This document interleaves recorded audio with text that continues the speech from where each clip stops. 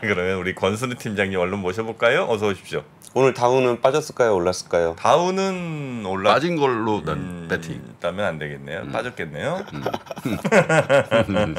예, 과거의 미래는 뭐 찍어서 맞출 수도 있죠. 네. 네, 다우존스랑 나스닥, S&P 500 모두 약보합 정도 됐어요. 네. 마이너스는 0.59%, 나스닥은 0.52%, S&P 500은 0.58%로 마감이 됐습니다. 저는 시장은 좀 약간 조울증 환자 같아요. 이게 시장이, 초보자분들이 되게 어려워하는 게 뭐 금리가 오르면은 뭐 주가가 오르는 거냐 내리는 거냐 뭐 이런 거 할 때 처음에 네. 기초 개념 배울 때 뭐 그런 거 하잖아요. 뭐 환율이 좋으면 우리한테 좋은 거냐 나쁜 거냐 이렇게 배우는데 실제 시장에서는 그렇게 안 움직여요. 뭐 이렇게 금리가 그러니까 경기가 좋으면은 뭐 금리 올릴까봐 걱정돼서 빠진다 그러고 경기가 나쁘면은 뭐 경기 침체 온다 그래서 빠지고 이게 참 애매한 상황이 되는데 그 동안 우리가 이제 미국의 노동시장이 너무 과열돼 있다. 그거 노동시장 자본오픈이 너무 많아서 빠졌잖아. 예. 근데 어제는 뭐 아주 안 좋게 나왔던데. 어제는 드디어 그 1,000만 건 이하로 네. 내려왔습니다. 네. 한번 그냥 표로 한번 같이 보시면은 그 자본오픈인 구인 구직 보고서가 그러니까요. 어제 나왔어요. 네. 이게 993만 건인데 이 줄을 쭉 따라가 보시면은 거의 2021년 줄라이. 중순 네. 정도 이후 처음으로 1,000만 건 이하로 내려와 있는. 저런 거 막 환호해야 되는 거 아니에요? 와 이제 금리 안 올려도 되겠다 야. 뭐 이래야 될 건데. 그러니까 야 이제 취업 잘 안 되나 보다 그러면서 또 이게 약간 경기가 좀 안 좋은가 보다. 경기가 안 좋은가 보다 그러면서 좀 시무룩한 그런 모습을 좀 보이고 있어요. 네. 그리고 실업자 한 명당 구인 건수 배율이라는 거 있잖아요. 네. 이게 실업자가 한 명 있는데 일자리가 몇 개냐 그랬을 때 1월에 한 1.9명 실업자 한 명당 구인 건수가 1.9명에서 2월 달에 1.7명으로 내려왔습니다. 네. 그러니까 조금 이제 노동시장의 그 뜨거움이 조금은 식는 그런 분위기가 연출이 되고 있어요. 근데 뭐 이 정도 가지고 그렇게 노동시장이 약해졌다라고까지 보기엔 좀 어렵잖아요. 1.7명 정도니까 이게 그 코로나19 이전에 미국의 이 배율을 보면 한 1.2명 정도 됐거든요. 1.9명보다는 좀 내려오긴 했지만 1.7명도 그렇게 낮은 건 아닙니다. 그래서 이제 그 공격적인 금리 인상에도 불구하고 노동시장은 여전히 탄탄하긴 하다. 근데 과열 국면에서는 조금 지나가는 건가? 라는 기대감을 좀 가지고 있는 상황인데요. 신는다고 봅니다. 저거는 5월달에 저기 도미니카 리퍼블릭 멕시카 여기 열면 저거 지금 지금 저 잡포스팅이 제일 많은 게 그런 사람들 일하는 데들이거든. 그렇죠. 그때부터 연대요? 5월달부터예요. 5월부터예요? 네. 네. 그거 막아놓은 게 5월달 열린다고. 막은 게 일몰인가요? 트럼프가 막아줄 수 있는 거 아닙니까? 그런 사람들은? 트럼프는 지금 들어가는 중인데요. 오늘인가 뭐 저 첫 재판기일인가 열렸다는 네. 것 같은데. 근데 제가 아까 오프닝 전에도 우리끼리 얘기지만 우리 이명록 교수님은 네. 저게 2주 반 전에 녹화한 거거든. 그 삼토 TV 글로벌에 주제를 갖고 있는데 트럼프 얘기를 계속 한다는 거였어. 내가 트럼프 옛날 얘기를 해야지. 딱 오프닝 하니까 이게 미국에서 지금 미국의 모든 방송의 뉴스는 트럼프 일색이에요 지금. 뉴스삼 준비하기 힘들었습니다. 34개 혐의인가? 예, 34개 혐의가 나와서 거의 구인뉴스가 도배가 되고 있어가지고 외신 중에 경제 뉴스를 찾기가 좀 어렵습니다. 이제 블룸버그도 트럼프 얘기고 뭐 CNBC 트럼프 다 트럼프 얘기예요. 네. 근데 그 와중에 이제 애틀란타 연준이 그 GDP 나우라는 거를 발표를 해요. 이게 GDP에 대한 추정 모델, 일종의 전망 모델 같은 건데요.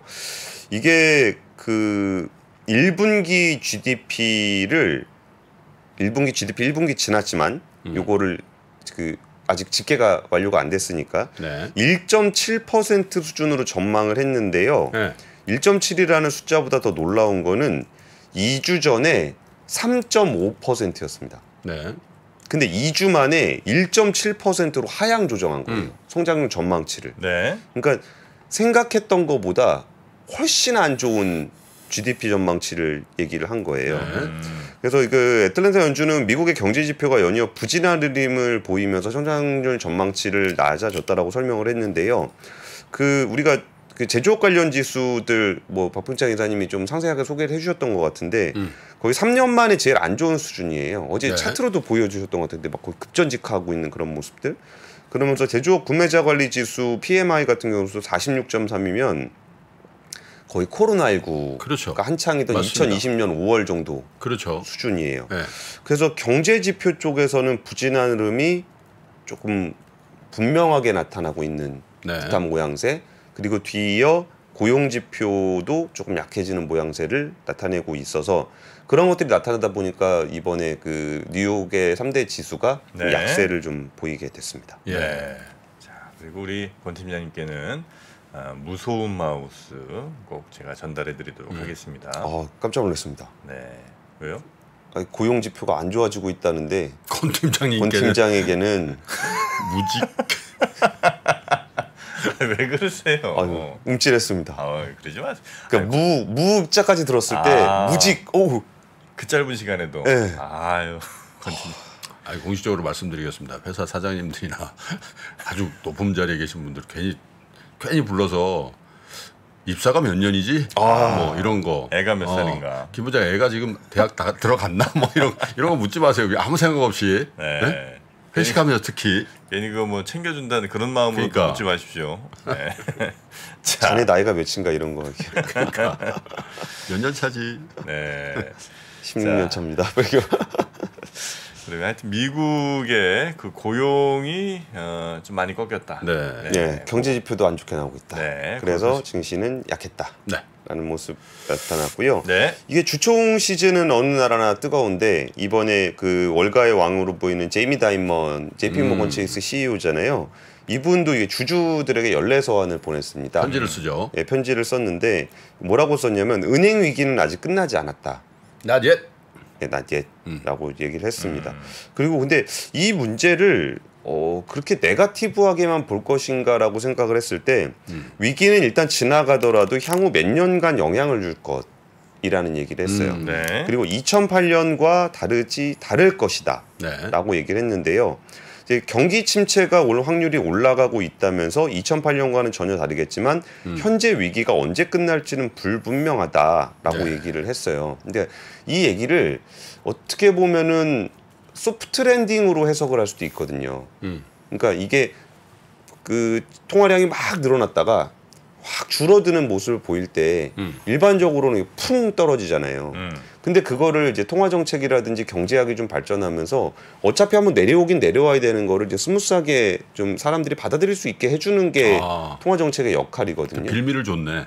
그렇죠. 네. 근데 이번에 제이미 다이먼 얘기는 2008년과 전혀 다르다라는 얘기는 경착륙으로 가지는 않을 것 같다라는 얘기고 네.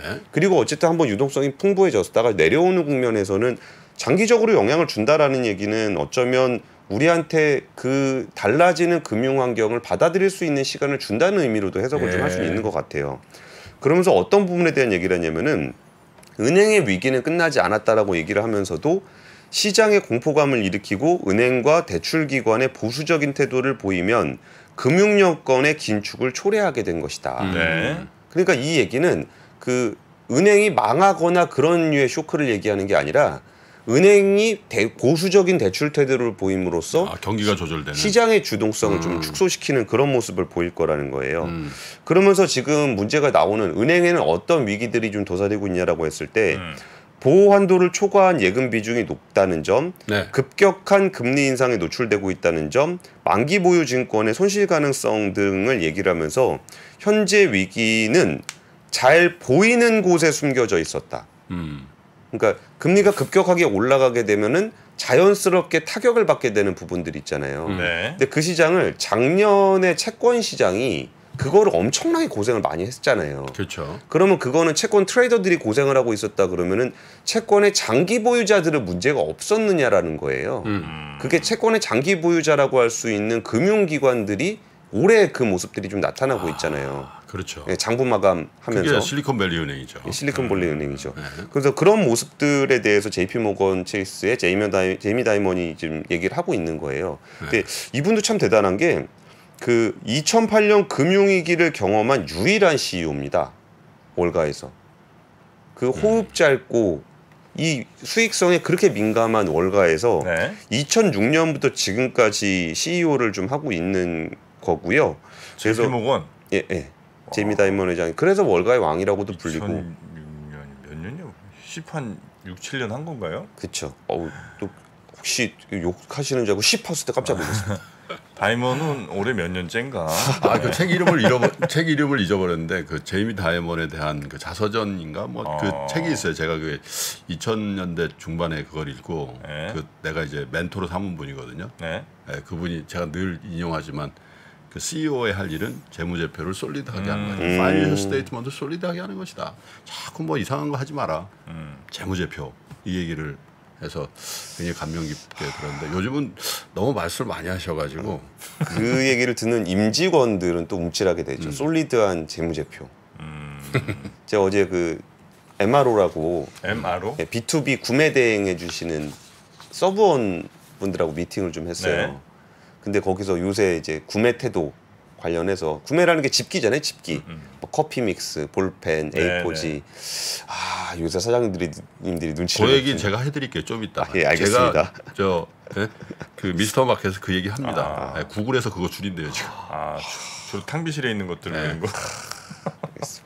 근데 그 2008년 금융위기하고 비교를 해보면은 이번 은행 위기와 연관된 금융기관은 그때보다 훨씬 더 적고 해결해야 할 문제도 적다. 예. 그러니까 그게 충격, 샥으로 오지는 않을 것 같고 그 전반적인 거시정책적인 흐름에서 좀 내려올 것 같다는 얘기를 했어요. 뭐 그 와중에 주총 제일 뜨거웠던 주총 중에 하나는 뭐 우리나라로 치면 에코프로비엠 주총이 제일 뜨거웠고 그 외국에서는 크레딧 스위스 주총. 여기가 이제 상장 폐지가 되지 않았잖아요. 파산이 되지 않았기 때문에 주주총회를 했습니다. 그러겠네요. 네. 그리고 이제 악셀레만 CS 이사회 의장이 주총 현장에서 이제 사과했습니다. 그 셀리버리 CEO 주총에서 무릎 꿇었습니다. 무릎 꿇고. 근데 결국 안 됐죠, 잘. 안 된 거 아니에요? 셀리버리? 회사가 제대로 안 됐죠. 그러니까. 예, 예. 그래서 이제 은행을 구할 수 없었고 우리가 기다릴 수 있는 선택지는 인수합병 거래나 파산밖에 없었다. 그래서 여러분께 죄송하다는 말씀 드린다 그랬더니 주총장 난리도 아니었습니다. 사람들 다 몰려가가지고 뭐 은행에 생존 능력 있다는 말 믿고 투자했는데 이게 뭐냐, 뭐 내가 아버지 대신해서 나왔다 아버지 쓰러져 계신다, 뭐 이런 주주도 있었고요. 그 레만 의장은 이번에 주주총회에서 재선임이 되긴 했어요. 근데 이게 뭐 재선임이 됐다고 해서 뭐 영원히 뭐 잘못한 사람이 뭐 좋다고 남아 있냐라고 하실 수도 있겠는데 그 UBS에 완벽하게 합병될 때까지 책임지란 얘기죠. 책임지고 가라. 이런 의미에서 재선임이 됐습니다. 자, 그 월가의 유명한 제이미 다이먼이 은행 위기에 대한 발언을 좀 했다. 이 뉴스 좀 전해드렸고요. 아까 김프로님이 제이미 다이먼 말 많다 그러셨잖아요. 이번에 주주 소환만 43페이지짜리 보냈습니다. 근데 이제 언론에 너무 많이 얘기를 해. 그러니까 저 이코노미스트나 스트래티지스트는 무한하지. 회장이 계속 얘기를 해버리니까 우리나라로 치면 금융지주 회장님이 계속 얘기하는 거야. 그럼 김효진 위원은 뭔 얘기를 하냔 말이야. 예를 들면. 그래서 김효진 위원님이 그 나중에 얘기. 예, 나중에. 다이먼 씨 조금 말씀 좀 줄이시기 바라겠고 말은 좀 줄이고 지갑은 여는 거 그게 이제 필요한 나이가 아니신가 이런 생각이 좀 듭니다. 자, 그리고 세 번째 뉴스도 가볼까요? 그 OLED 관련한 삼성의 투자가 이루어졌습니다. 4조 1천억 원 규모인데 그 최근에 OLED 관련한 주가들이 변동성을 좀 크게 보였어요. 몰리기도 많이 올리고 이렇게 좀 변동성이 좀 크게 나타났는데 이 OLED가 사실 우리가 약간 미운 오리 새끼 같은 느낌이 좀 있었거든요. 이게 뭐 100조가 될 것 같기도 하지만 그냥 우리가 될 것 같기도 하고 뭐 지금은 우리가 1등인데 곧 따라잡히지 않겠냐라는 우려가 많이 되면서 사실 OLED는 좀 히스토리를 설명드리면 정말 할 얘기 많을 정도로 그 OLED와 관련한 것에 대한 좀 애증이 있었습니다. 그래서 나라에서도 이걸 혁신기업으로 지정하냐 마냐 가지고 좀 얘기가 좀 많았는데 어쨌든 혁신기업으로 지정을 했었고 삼성이 오는 2026년까지 4조 1천억 원을 투자를 하겠다. 그러면서 세계 최초로 8.6세대 OLED 패널 생산에 나선다라고 얘기를 했어요. 이게 그 지난 3월에 발표했던 60조 원 지역 투자 약속 그 예전에 한번 소개 한번 드린 적이 있었는데 지역별로 이렇게 어떤 기업이 어디에 얼마큼 투자한다 이런 얘기인데요. 이번에 삼성 디스플레이 쪽에서 투자를 하는 거예요. 근데 그게 IT용 OLED 패널. IT용이라 그러면 지금 주로 하는 거는 스마트폰용. 그 다음에가 태블릿, 노트북 뭐 이런 것들에 쓰는 OLED를 얘기하고 있는 거거든요.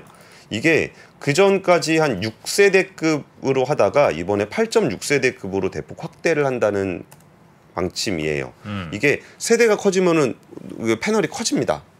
패널이 커지면은 이거를 잘라서 쓸 때 생산 효율이 좀 높아져요. 원가 경쟁률이 네. 좀 높아집니다. 네. 그래서 생산 효율이 한 9% 정도 높고요.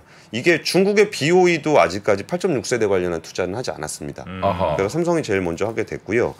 이게 그 고민이 됐던 부분은 뭐가 있었냐면은 8.5세대 LCD 라인에서 사용하던 장비를 그대로 사용할 수가 없어요. 그러니까 LCD에서 8.5세대 사용하던 거를 8.6세대로 넘어가게 되면 그 장비를 못 쓰기 때문에 장비를 또 다 갈아야 됩니다. 그래서 이 장비 관련한 회사들이 큰 수혜를 입지 않을까라는 좀 얘기들이 좀 나오고 있고요. 네. 그리고 이게 왜 또 고민이 됐었냐면은 이게 한 1000만 장 정도 만들 수 있는 규모라고 얘기를 하고 있는데 지금 6세대급에서는 한 450만 개 정도 만들 수 있거든요. 근데 여기에 중요한 포인트 중에 하나가 애플이 뭐 쓰냐, 요게 제일 중요한 포인트예요. 네. 왜냐하면 이게 LCD에서 OLED로 넘어가게 되면은 OLED 패널은 가격이 좀 비싸잖아요. 그러면 이 OLED 패널을 적용할 수 있는 그 태블릿을 자체도 가격이 좀 높아야 될 거 아니에요. 예. 그러면 이 태블릿이나 노트북, 데스크탑을 비싸게 만들면서도 비싸게 팔 수 있는 회사가 어디냐? 라고 하면 애플이라는 거죠. 네. 그래서 애플이 지금은 그 아이패드 정도에는 이거를 늘려는 움직임이 강하게 나타나고 있어요. 그러니까 이건 좀 가시화된 것처럼 보여요. 네. 근데 맥북까지 갈 수 있느냐는 의견이 좀 분분합니다. 외신에서도 뭐 는다 그랬다, 안 는다 그랬다, 뭐 개발을 한다 그랬다, 안 한다 그랬다, 그런 얘기들이 있는데 왜 그러냐면은 지금 고가 IT 제품 시장이 애플이랑 나머지 회사들 다 합치면 한 1000만 대 정도 수준 되는 걸로 추산이 되거든요. 그런데 아까 제가 삼성에서 만들 수 있게 되는 규모가 1000만 장 규모라고 얘기했잖아요. 그럼 이거 다 먹어야 되잖아요. 그렇지. 그러니까 이게 굉장히 리스키한 투자예요. 그러니까 삼성전자가 삼성 디스플레이가 투자를 하는 건데 정말 이게 앞으로 이 시장이 얼마나 확대될지가 좀 불확실한 상황에서 먼저 투자를 하는 겁니다. 사실 이거 굉장히 위험한 거예요. 만약에 요 생각보다 애플의 고가가 좀 잘 안 팔리네. 요새 펜트업 수요가 좀 약해지면서 전자제품들에 대한 수요가 좀 약해져 있는 측면이 있잖아요. 그리고 고가 제품들을 팔다 보면 사람들의 주머니가 좀 약해지면은 애플이라고 해도 좀 약해질 수도 있는 거잖아요. 네. 그러면 고가품이 잘 안 팔리게 되면은 이거 1000만 장 만드는 거 이거 엄청나게 위험한 투자가 될 수도 있거든요. 근데 이 부분들에 대해서 어떤 근거를 가지고 삼성 디스플레이가 투자를 하게 됐는지를 정확하게는 잘 모르겠어요. 근데 어쨌든 시장에서는 이런 것에 대한 의견이 좀 분분한 가운데 삼성전자가 선제적으로 굉장히 과감한 투자를 하게 된 거다라는 말씀을 좀 드리고 싶고요. 네. 또 여기에 더해서 이날 그 윤석열 대통령도 여기 참석을 했습니다. 해가지고 얘기를 하는데 이게 단순하게 삼성 디스플레이 하나만 보는 게 아니라 이게 클러스터화 되거든요. 지난번에 지역별로 이렇게 클러스터화 되는 거 좀 보여드렸었는데 네. 이게 이제 충남 지역 경제에 삼성 디스플레이 주변에 뭐 협력업체, 중소기업, 뭐 대학교 뭐 이런 게 다 연계가 돼 있습니다. 그래서 이런 산업 하나가 잘 되냐 안 되냐에 따라서 지역 경제 전체가 움직일 수가 있어요. 그래서 이번 OLED 투자가 진짜 중국에게 잡히냐 마냐에 대해서 고민하고 있는 가운데 간다. 우리 1등 간다라는 것에 대한 선언. 결정을 한 거예요. 그러니까 선언에 더해서 결정을 한 거죠. 네. 4조 1000억 넣겠다라고 얘기한 거니까 우리가 이제 말하는 거랑 돈 들어가는 건 다릅니다. 돈 넣었으면 이번에 무조건 가야 된다. IT 패널 쪽에서도 중국 확실하게 격차 벌리겠다라는 시그널을 이번 투자를 통해서 보여준 것이다라고 네. 좀 의미를 부여해보고 싶습니다. 고가 쪽으로는 이제 초격차를 한번 가보겠다. 예. 이런 의미로 예. 투자를 보고 그 세대는 뭐 잠깐 짚어주긴 했는데 1세대가 작고요. 지금 한 10세대 정도까지 나왔습니다. 그러니까 원장이라고 원장. 그러나요? 예, 엄청 큰 디스플레이 원장이 있고 그걸 이제 잘라서 쓰는 건데. 아 그래요? 예, 1세대는 작고 그러니까 지금 한 10점 몇 세대까지 아마 나왔어요. 커질수록 효율이 높아지는 거죠. 그렇지도 않죠. 그러니까 크면 물론 이제 많이 잘라서 쓸 수는 있지만 반드시 꼭 크기랑 효율이 일치하는 건 설명 아니고. 드릴게요.